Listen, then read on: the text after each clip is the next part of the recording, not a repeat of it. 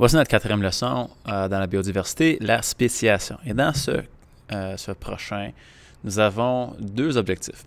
La première, ou le premier objectif, c'est d'être capable de lire un cladogramme. Donc, un cladogramme, c'est un diagramme avec des clades. On va voir c'est quoi. Notre deuxième objectif, c'est de créer notre propre cladogramme. Être capable de lire, et non seulement lire, mais de créer. Donc, c'est deux objectifs pas mal simples. Commençons. La classification phylogénétique se représente à l'aide de clades. Puis les clades, c'est plus ou moins ceci. Okay? C'est une division en branches. Alors, on a deux branches ici. Okay? Je vais les mettre en jaune. Je vais faire ça, on les met en jaune. Jaune. Oui. Alors ça, c'est ton cladogramme simplifié. Okay. Ces clades nous aident à voir les similarités génétiques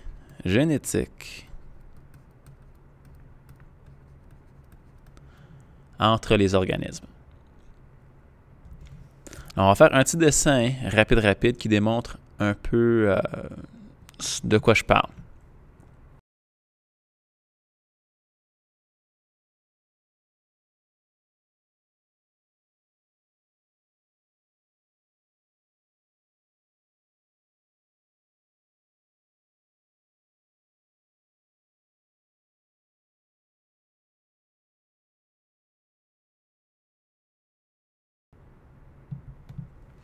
Notre diagramme a l'air de ceci, où ce qu'on a un ancêtre commun, okay, sur le tronc de l'arbre si tu veux, et les deux branches représentent les descendants venus de l'ancêtre commun. Ce qui se passe ici, la division, on appelle ceci un processus de spéciation. Alors, ça c'est une spéciation, ça c'est une spéciation. Donc, processus de spéciation.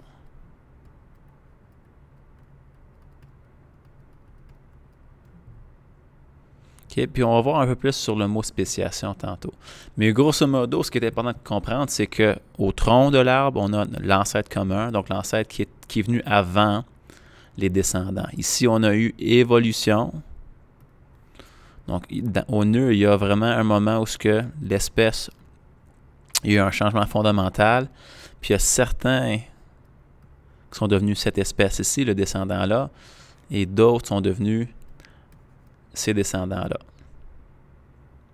Alors, des différences entre les espèces.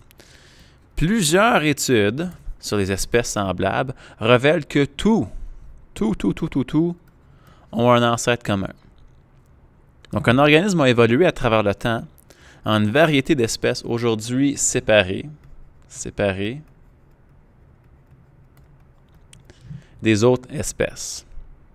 Alors, juste pour clarifier, un ancêtre commun, c'est une espèce, puis les recherches ont démontré que l'ancêtre commun, a divisé, a évolué pour donner tout ce qui est vivant sur Terre en ce moment. Okay? Donc, a subi plusieurs milliards de divisions. Je ne vais pas toutes les dessiner parce que je n'ai pas le temps. Mais tu peux imaginer. Donc, division, etc.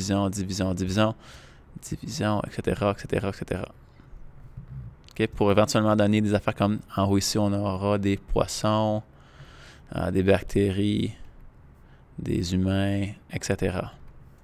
Okay, donc, l'ancêtre commun. Ce processus, le processus d'évolution, ce qu'on a, okay, l'évolution ici, on appelle la spéciation. Spéciation, qui vient de l'anglais un peu, spéciation ou species, okay, qui est traduit en français pour donner espèce. Donc, spéciation, speciation ou espéciation, si tu veux. Dernier point de la page. Elle est en grande partie, donc on parle de la spéciation. La spéciation est en grande partie responsable de la diversité biologique de la Terre.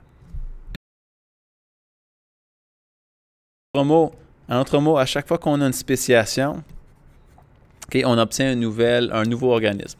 Alors, tantôt, j'en avais, je l'ai effacé. On va essayer de revoir si je peux le rapporter. Efface. Okay. Ici, à chaque fois qu'on avait spéciation, on a obtenu une nouvelle espèce. Okay, donc, nouvelle espèce, etc., etc.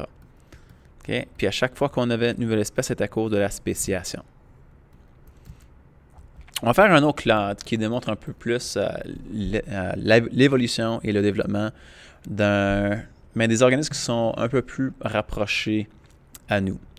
On va utiliser des vrais exemples. Donc, on va créer le clade évolutionnaire des chats et des chiens. Donc, comment les chats, les chiens et d'autres organismes ont évolué pour donner ce qu'on a présentement. On peut le trouver en nature, dans les forêts, dans les maisons même. Alors, suivez et créez le même diagramme que je fais.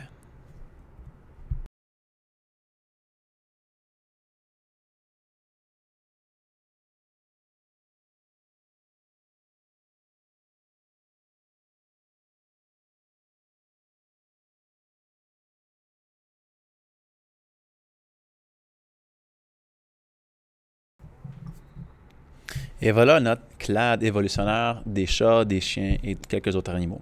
Alors, on peut le lire ensemble. Ce qu'on a ici, on a un ancêtre commun. Un ancêtre commun qui était comme le grand arrière, par des millions d'années, grand-père de tout ce qui se présente ici comme chat, moufette, loutre, chien et loup. Alors, si on regarde, la première grosse division qui a eu lieu, c'est fait entre les chats et toute autre espèce. Et donc ici, on démontre moment de spéciation. Il y a une spéciation qui a donné l'espèce des chats. Plus tard, on a une autre spéciation qui a eu lieu, qui a donné les chiens et les loups. Puis les chiens et les loups se sont encore plus spécialisés plus tard pour donner loup et chien. Les derniers à se séparer sont les moufettes et les loutres européennes. Alors, les loutres ont fait leur spéciation un peu plus tard dans l'historique. Alors, pensez un peu ici comme étant une échelle. Le plus qu'on est vers le bas de notre diagramme, le plus longtemps qu'il y a eu lieu. Donc, par exemple, disons 5 millions d'années. Okay? Les chats ont subi une division peut-être à 4 millions d'années. Les chiens ont subi leur division à 3 millions d'années, etc., etc., etc. Alors, le plus qu'on se rend au présent, le moins de temps a eu lieu la spéciation. Puis aussi, on peut aussi voir que ceux qui sont plus rapprochés sont plus proches sur le diagramme. Alors, chiens et loups sont très proches physiquement parce qu'ils se ressemblent beaucoup et ils partagent beaucoup d'ADN. La même chose peut être dite pour les moufettes et notre lot de mer. Donc, ça veut dire que les chats et les loups ne partagent pas d'ADN? Non, ils partagent l'ADN, mais peut-être pas la même quantité. Certainement pas la même quantité que partage un autre organisme qui est beaucoup plus rapproché de lui.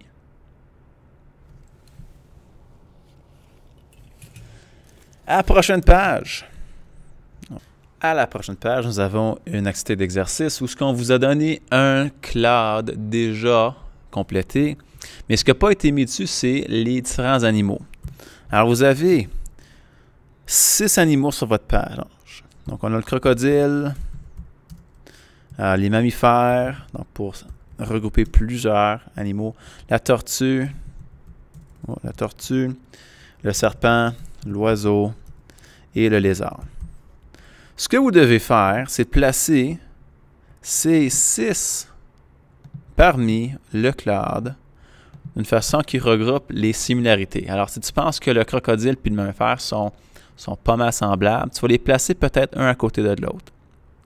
Gardez en tête aussi le plus loin dans l'histoire qu'on a divisé la branche, c'est-à-dire qu'ils sont probablement plus différents que toute autre chose. Alors, mettez la vidéo en pause, prenez peut-être 2-3 minutes, puis essayez d'identifier où est-ce qu'on devrait placer les organismes. Encore une fois, Ceux qui sont proches ensemble, c'est parce qu'ils se ressemblent génétiquement. Et ceux qui ont subi une division plus tôt dans l'évolution, sont probablement très différents des autres espèces. Alors, encore une fois, mettez la vidéo en pause pendant 2 minutes puis tentez de solutionner le casse-tête.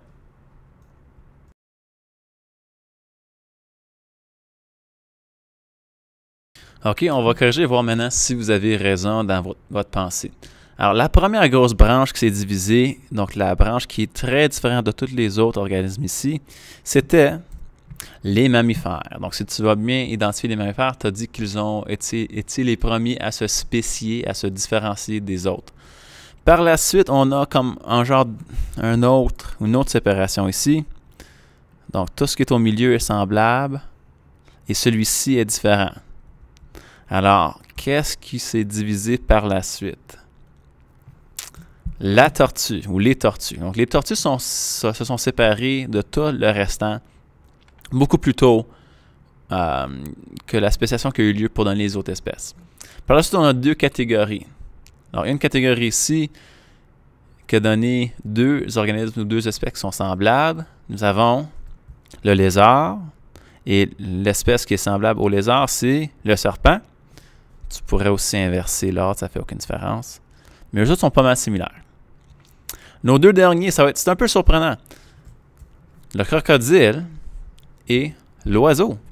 Alors, surprenant parce qu'on penserait que crocodile et oiseau ne sont pas très semblables. Dommage, tu n'as pas raison. Ils sont super semblables. L'oiseau, on dit, il est même un descendant des dinosaures. Alors, intéressant à penser. On a toujours des dinosaures parmi nous en forme d'oiseau. Voilà la fin de la leçon 4.